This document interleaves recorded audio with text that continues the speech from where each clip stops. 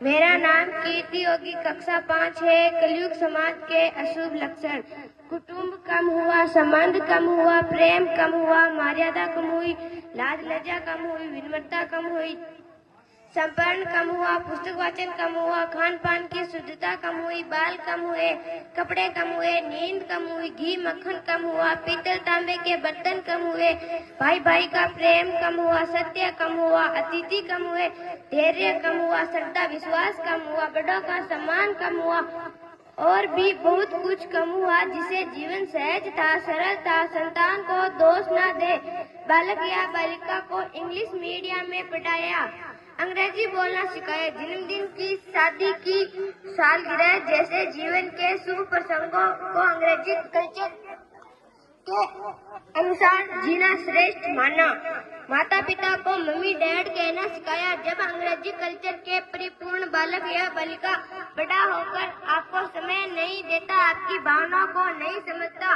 आपको तुच्छ मानकर आपसे जुबान लड़ाता है, जब बच्चे में कोई संस्कार नजर नहीं आता, तब घर के वातावरण को गंभीर किए बिना, संतान को दोष दिए बिना एकता में जाकर रो लीजिएगा, क्योंकि पुत्र या पुत्री पहली वर्षगांठ से ही भारतीय संस्कारों के बजाय मंदिर जाने के बजाय केक कैसे काटा जाता है, यह सीखने वाले आप और हम ही हैं।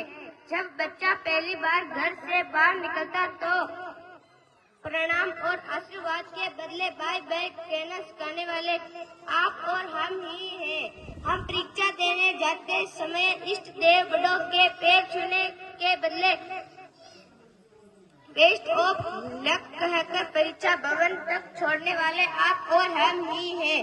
बालक या बालिका के सबल होने पर घर में परिवार के साथ बैठकर खुशियां मनाने के बदले होटल में पार्टी मनाने की दशा को बढ़ावा देने वाले आप और हम ही हैं। बालक या बालिका के विवाह पश्चात कुल देवता देव दर्शन भेजने से पहले हनीमून के लिए विदेशी पर्यटन स्थल पर भेजने की तैयारी करने वाले आप और हम ही हैं। ऐसी कई ढेर सारी अंग्रेजी कल्चर के हमने जाने अनजाने स्वीकार कर दिया है। अब तो बड़े बुजुर्गों के पर पैर छूने में भी शर्म आती है। गलती किसकी? मात्र आपके माता और पिता की। अंग्रेजी अंतर्राष्ट्रीय भाषा के है, इसमें कामकाज सीखने अच्छी बात है, लेकिन इसकी संस्कृति को अपने जीवन में उतारने की तो कोई वजह नहीं।